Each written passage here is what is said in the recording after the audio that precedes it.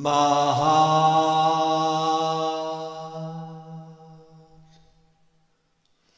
Satguru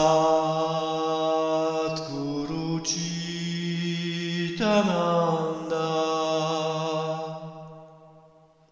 Akhanda Swarupa Namah Shivaya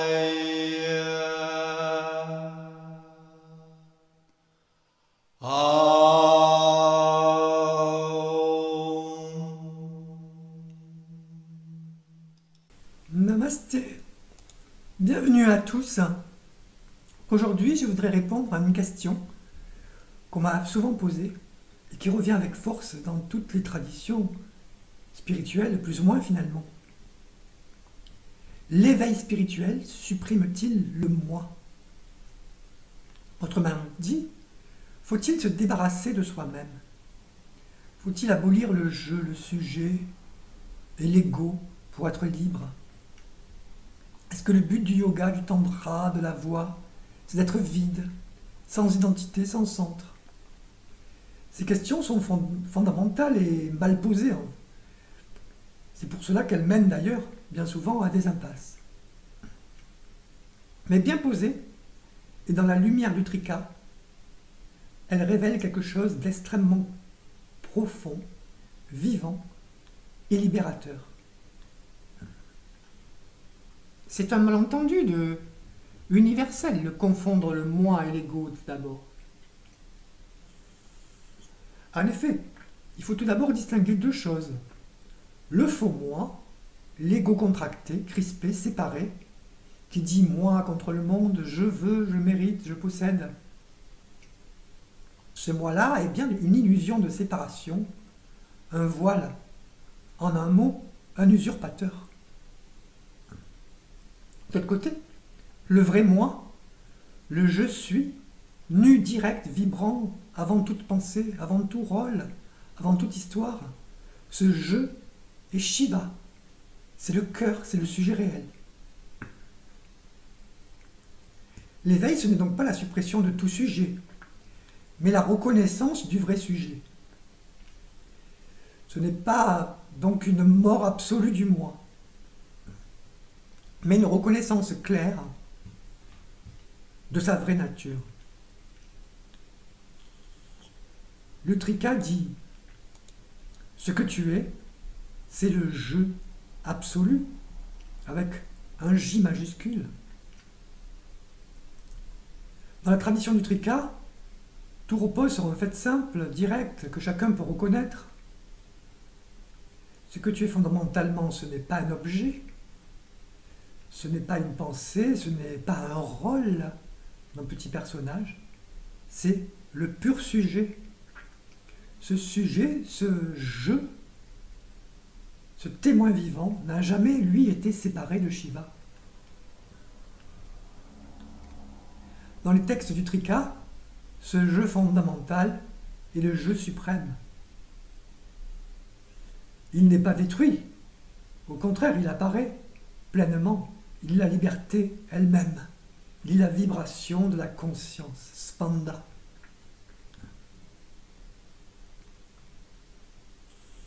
L'éveil tantrique est donc détrôner l'usurpateur sans tuer le roi, pour parler ainsi par image. Alors que fait l'éveil? Il ne tue rien, il ne rejette rien. Il remet à la place. Il ne dit pas efface-toi, il ne dit même pas cela, il dit regarde mieux et reconnais. Tu n'es pas celui qui dit je veux. Tu es celui qui perçoit même ce vouloir. Tu n'es pas la bulle de pensée, je suis ceci, tu t'identifies, je suis cela, j'ai ceci, je possède cela. Tu es la lumière même dans laquelle toutes ces bulles apparaissent. Donc le moi contracté est vu comme un nuage passager. Et dans ces conditions, bien entendu, il disparaît. Mais le je réel, vaste, vivant, ne disparaît jamais, pour la bonne raison qu'il n'est jamais né. Au contraire, c'est lui qui éclate en pleine lumière.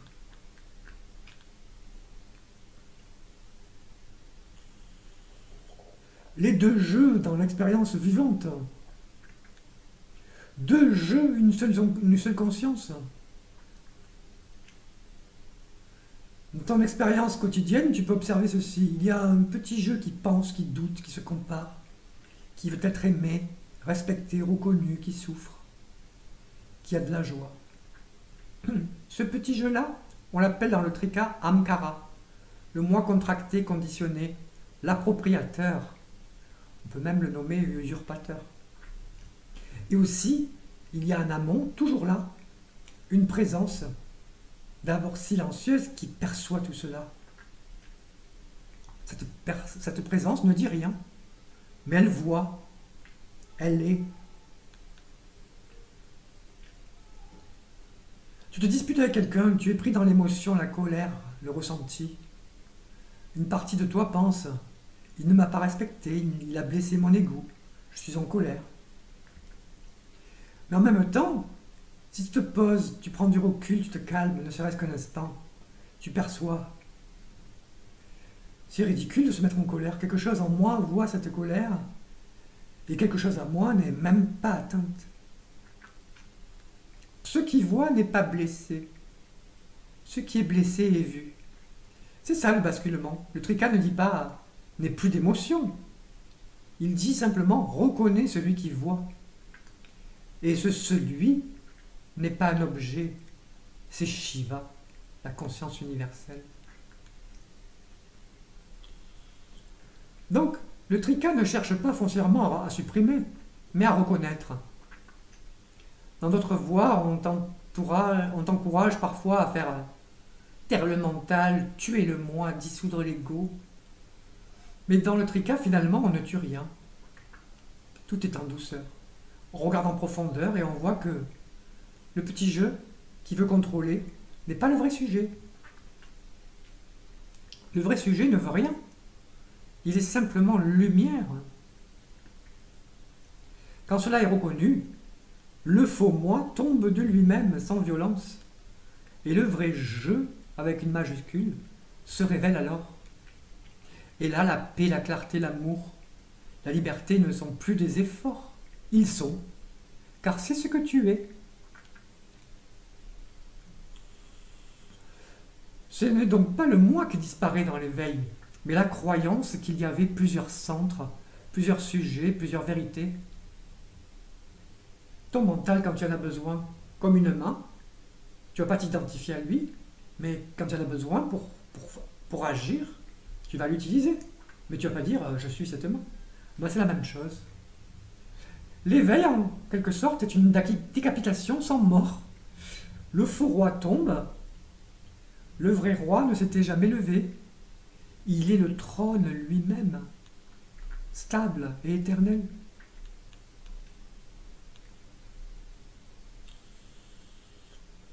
Le vrai je est Shiva, donc. C'est ça la reconnaissance directe dans le Tantra Loka. Le Tantra Loka ne parle jamais d'extinction du jeu, donc. Abhidharma-gupta, dans le Tantra Loka, ne dit jamais que le moi doit être totalement supprimé. Ce serait absurde. Ce qu'il dit, c'est que le vrai sujet brille toujours, même voilé.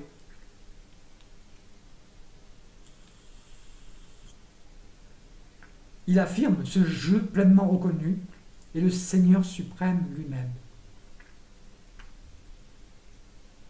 Donc l'éveil, ce n'est pas la disparition d'un pseudo-sujet, c'est la reconnaissance que le sujet réel, c'est Shiva. Car le jeu limité est un reflet, tandis que le vrai jeu est la source. Le trika, pour cela, emploie parfois la métaphore du miroir. Le jeu limité n'est qu'un reflet dans un miroir trouble. C'est le mental, l'ego, la mémoire. Le vrai jeu est le miroir lui-même. La lumière qui permet toute perception. Et donc, quand l'identification au reflet cesse, et là est la nuance encore, le miroir n'est pas détruit. Il brille de la lumière totale, éclatante. Et ce miroir, ce spanda, ce tremblement pur, est le cœur de Shiva.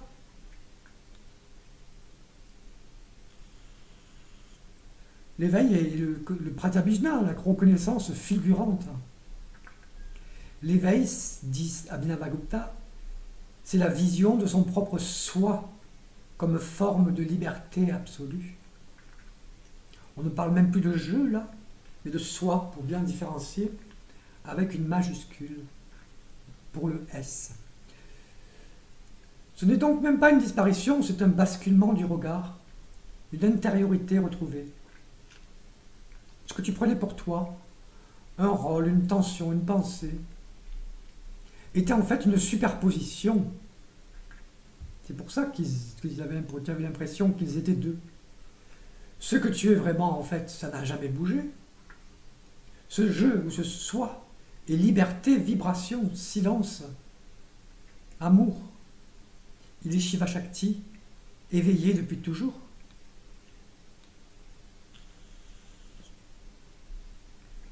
Donc le cœur du trika parle de conscience du je plein, total, vibrant. Lorsque cela est reconnu, il n'y a plus de tension à être quelqu'un, un petit bonhomme. Il n'y a plus de lutte pour exister. Et il n'y a même plus besoin de se débarrasser de je. Car le je, le vrai je, le soi est reconnu comme l'évidence même, vaste, libre, nue, vivante. Et c'est la vraie liberté, sans aucune contrainte. L'éveil, ce n'est pas je disparais, c'est le faux moi qui meurt, tandis que le vrai brille pleinement. Ce n'est pas qu'il n'y a plus personne, voilà la nuance. C'est celui qui est ici, en fait, est le tout, le grand tout, avec une majuscule, sans centre localisé, sans nom, mais vibrant de présence, bien là.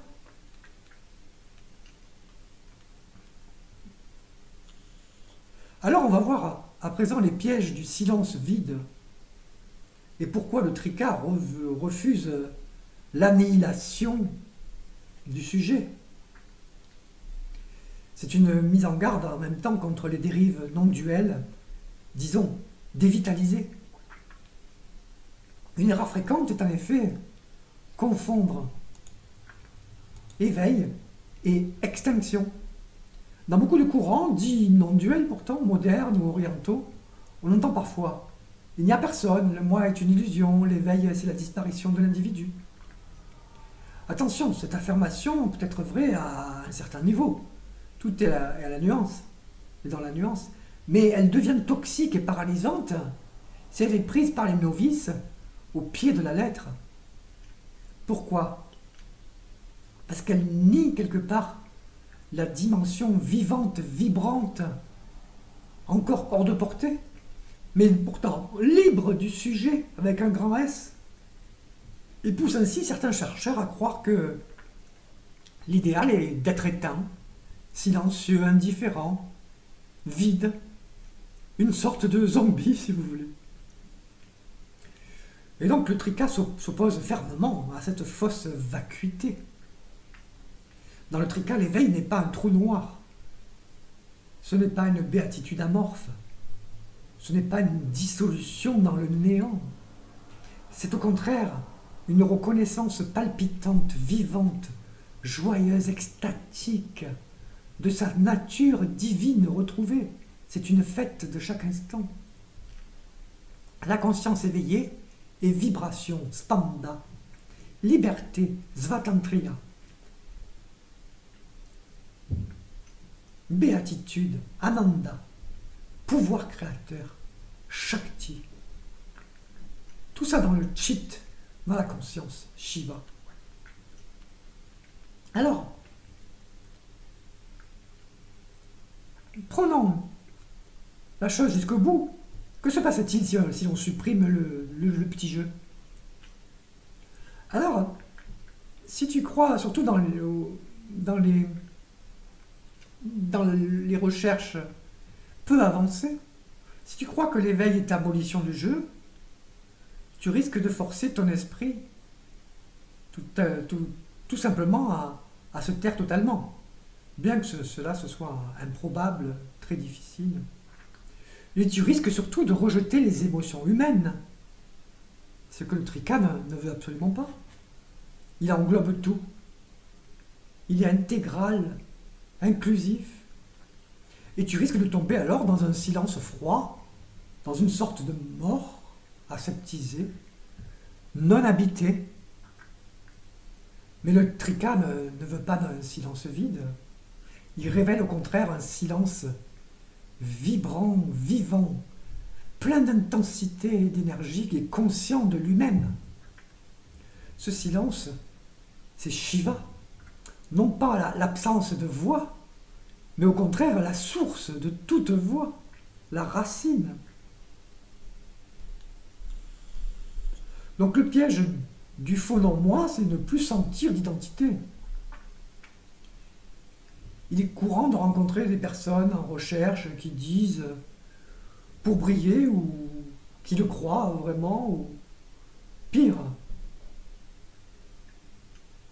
je n'ai plus d'identité, je ne ressens plus de moi, je ne suis rien.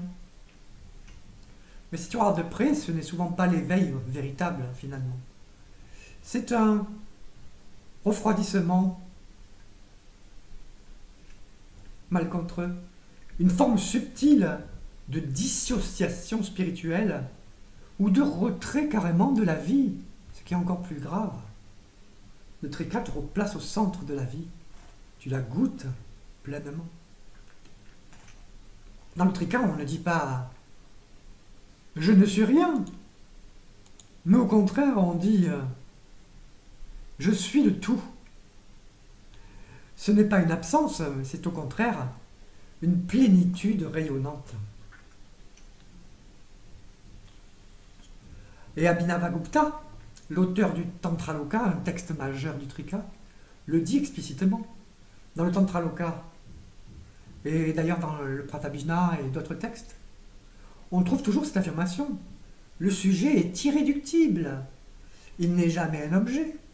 Il n'est jamais supprimé.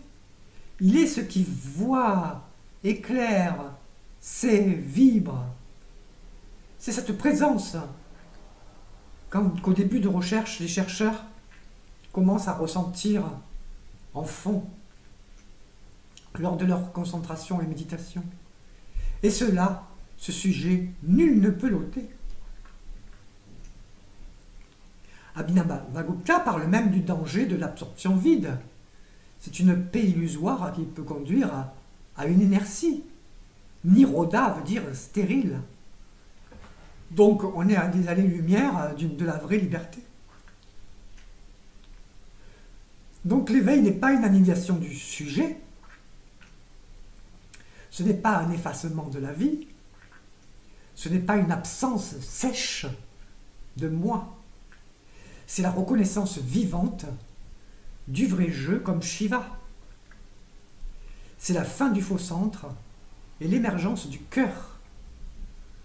C'est une intensité nue, un amour sans deuxième, un jeu majuscule pur, sans attachement. Il faut au contraire reconnaître le jeu majuscule dans tous les états, c'est-à-dire veille, rêve, sommeil. Le jeu, avec une majuscule, est comme un fil d'or à travers tous les états de la conscience. Il ne disparaît jamais. Tu as peut-être déjà remarqué une chose toute simple. Chaque matin en te réveillant, il y a un « je suis » silencieux qui précède toute pensée. Il est là avant ton prénom, avant ton agenda, avant ton téléphone. Ce « je suis » nu, vaste, sans histoire, c'est lui, avec un grand L. Et dans le trika, on t'invite à le suivre comme fil d'or, à travers tous les états de ton être. Il y a une seule identification dans le trika, c'est bien celle-là. En veille, le petit jeu perçoit mais ne se contracte pas. Dans l'état de veille ordinaire, tu agis, tu parles, tu penses.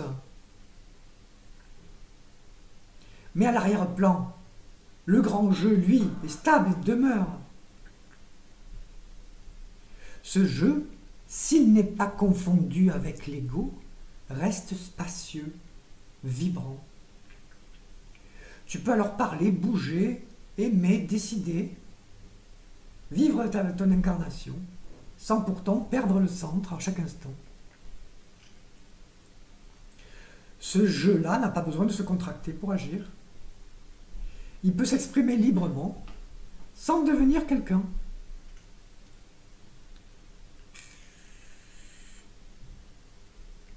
En rêve, la conscience fabrique, mais reste une pourtant. Dans le rêve, tu vois des images, tu es un personnage, il y a une histoire. Mais qui voit? Qui sait que c'est un rêve, même après coup? C'est toujours le même je suis, finalement. Même sans forme fixe, la conscience ne s'est jamais éclipsée. Le rêve révèle une chose capitale. Le grand jeu n'est pas un corps, il est la faculté de tout vivre comme soi, avec un grand S. En sommeil profond, l'identité se tait, mais le jeu, le grand jeu, demeure. Le sommeil sans rêve semble vide, mais si tu te réveilles et dis « j'ai dormi profondément », c'est bien que quelque chose était là. Et puis un yogin éveillé n'est pas dans un trou noir, même en sommeil profond. Il garde conscience, même dans cet état. Le Trika dit, même dans le sommeil profond, la conscience demeure. Ça n'est la raison. Elle est là, sans pensée, sans image, mais présente. Et ce fond de présence, c'est Shiva. Dans l'action, le vrai jeu est fluide, sans attachement. Tu peux cuisiner, discuter, créer, écrire.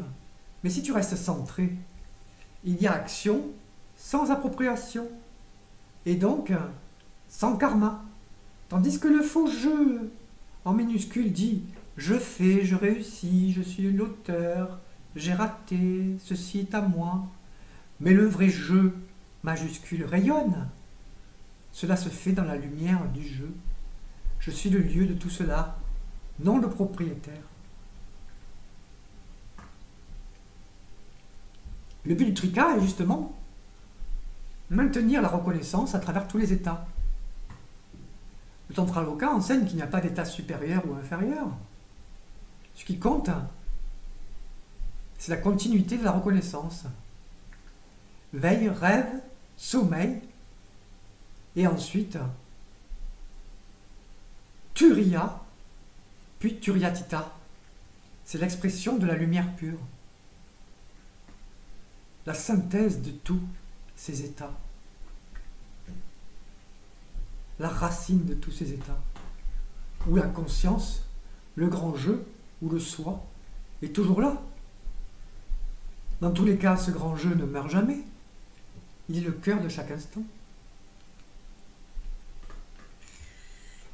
Le je suis est donc le seul fil qui ne se brise jamais. C'est pour ça qu'on l'a qualifié de fil d'or.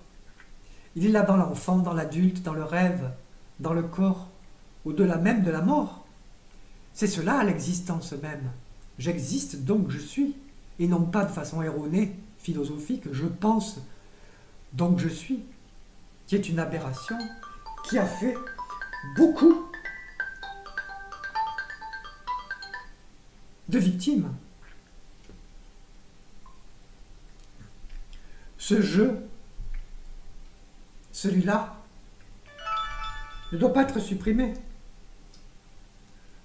mais reconnu comme l'axe divin de tout.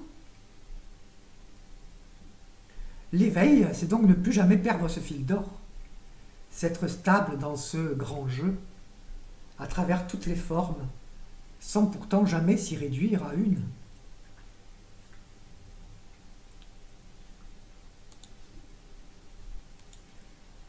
Alors, passons au saut final, et doucement, car dans le Trika, tout est dans la nuance. Le saut final, quand le je devient je suis tout. C'est le point culminant de la reconnaissance tantrique.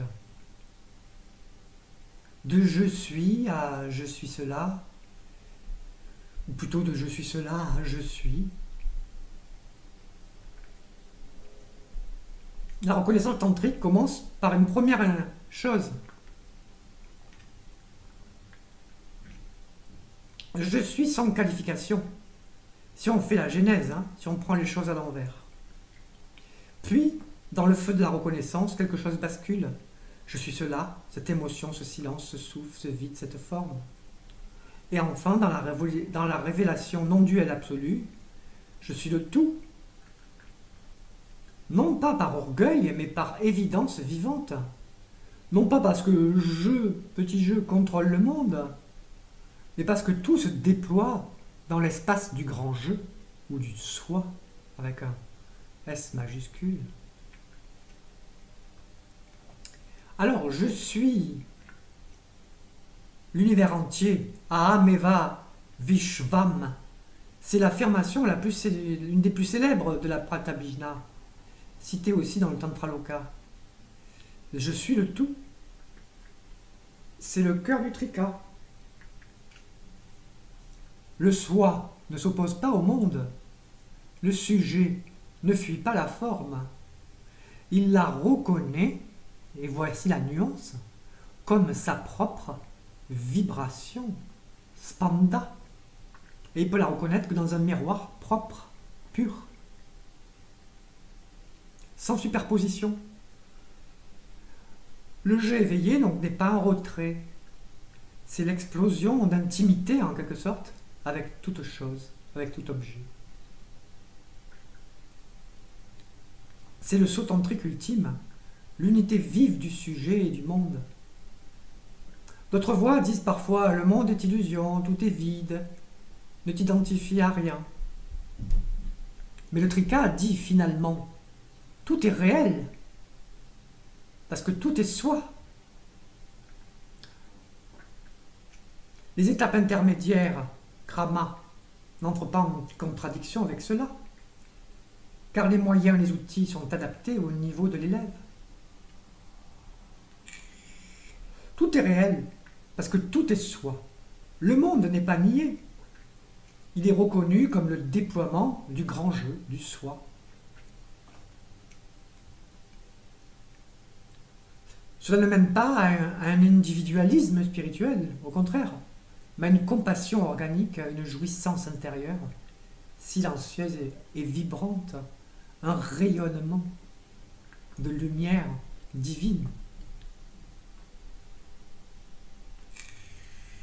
Car ce « je suis tout » est sans parole, sans position, et donc sans limitation, sans limite.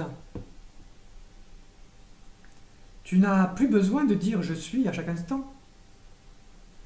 Ce « je » avec une majuscule devient l'évidence même. Il est dans ton regard, ton geste, ton souffle, ton repos. Il ne te quitte plus lorsque tu es en Shambhavopaya, Nupaya, pour les élèves experts très avancés. Ce « je » majuscule n'est plus un mot. C'est la texture du réel. Ce « je », c'est Shiva, éveillé en Shakti, sans séparation, sans exclusion, intégral, inclusif, total. Alors le Tantraloka célèbre cette fusion dans l'acte même. Abhinavagupta dit « lorsque je suis, tout est ». Et dans un autre texte, la Paraprishika, il dit « par l'émerveillement, tout ce qui est saisi et saisissant est en moi seul ». L'éveil, ce n'est pas devenir rien, ce n'est pas disparaître, ce n'est pas être vide, c'est au contraire devenir tout sans limite, sans saisie, sans exclusion. Je suis aussi cela, cette peur, ce son, ce silence, ce visage. Je suis ce qui contient le tout et le transcende. Et cela sans dualité, sans limite, sans effort. Le Trika n'exclut rien. Pas de Shiva sans Shakti. Pas de Shakti sans Shiva. Ce sont les deux faces d'une même pièce, séparées artificiellement à des fins pédagogiques, mais non duelles, unies en réalité.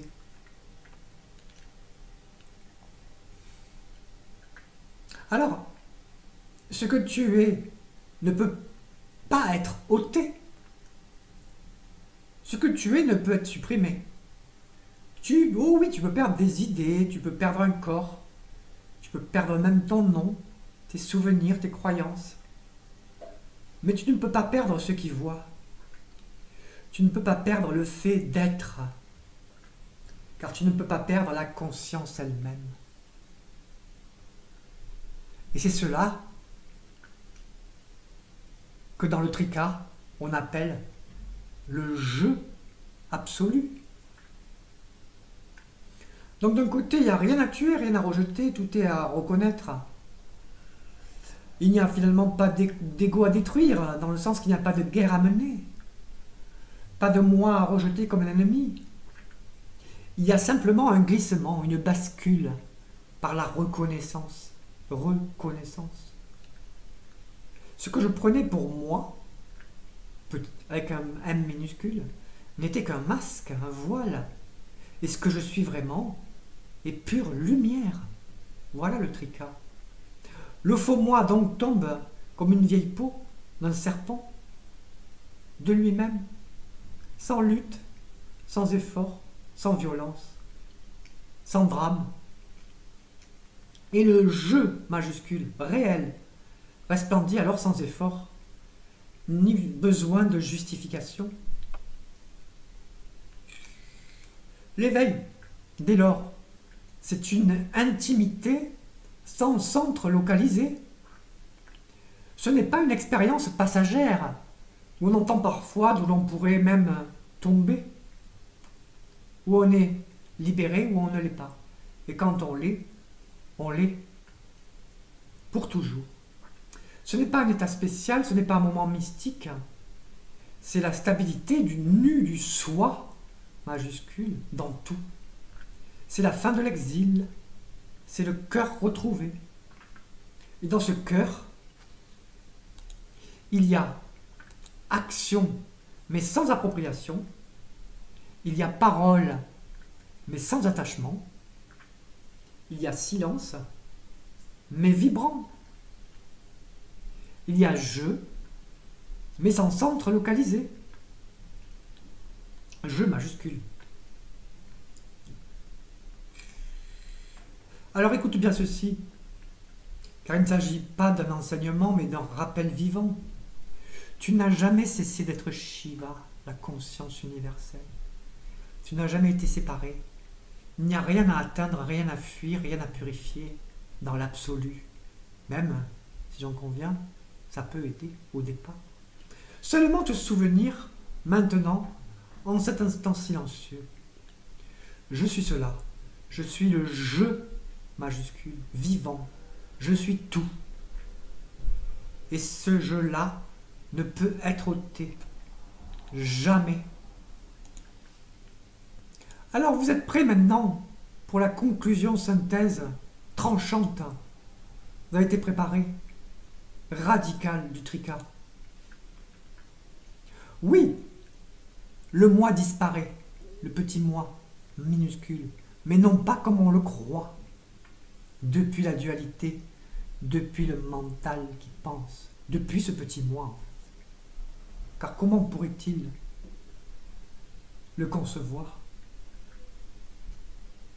Le cœur du retournement, il faut dire les choses clairement. Oui, dans le trika, ce petit moi disparaît, mais pas comme une entité supprimée, car finalement, il n'a jamais vraiment existé. C'est une excroissance de l'incarnation qui est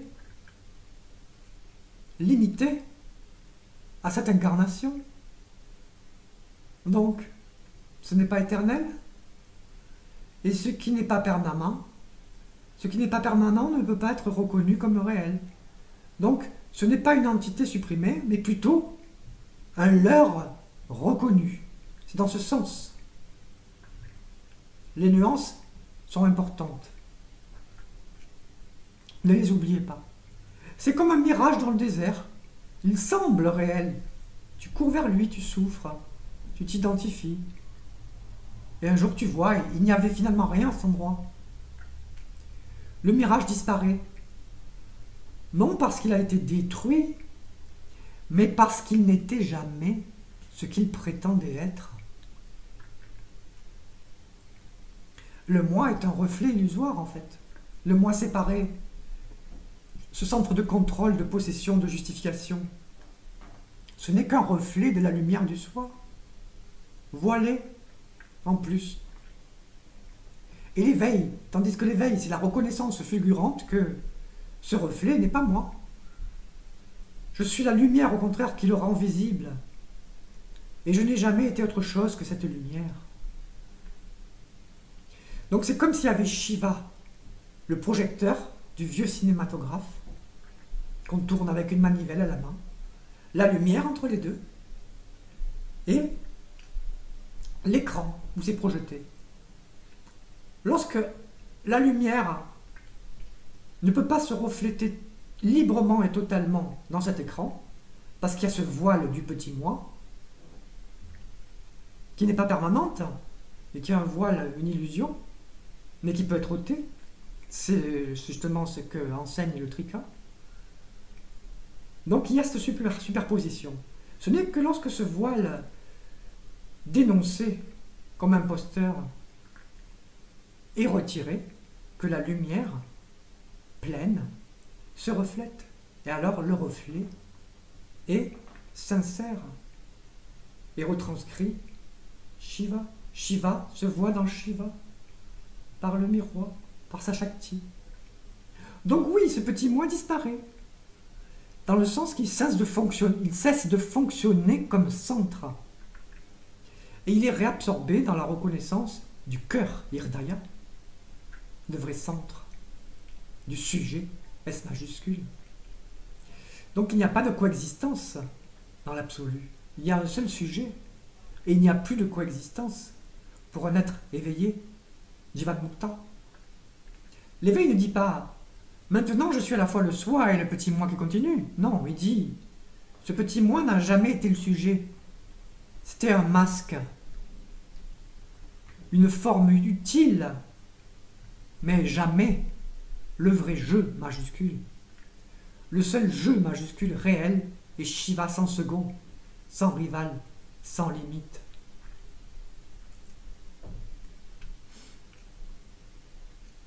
Et Abhinavagupta le répète souvent, et de même que les agamas, tous les textes sacrés du Trika. Par exemple, l'ego n'est pas autonome, ce qui disparaît n'était pas réel, ce qui est réel est un sans second. Donc, le moi disparaît, mais en tant que centre d'identité. Ce qui demeure, il n'y a pas de vide. Ce qui demeure, c'est la pure présence je majuscule, libre, rayonnante, qui était là d'ailleurs, mais voilée par ce petit jeu, provisoirement. Non, ce n'est pas un habillage rhétorique. Oui, le moi disparaît, mais dans le sens qu'il n'était jamais le sujet réel. Ce n'est donc pas un remplacement, ni un embellissement, mais une désidentification radicale, où le jeu égo s'efface dans la reconnaissance que je suis cela, sans forme, sans nom, mais vivant. Namasté, merci de ta présence. Kai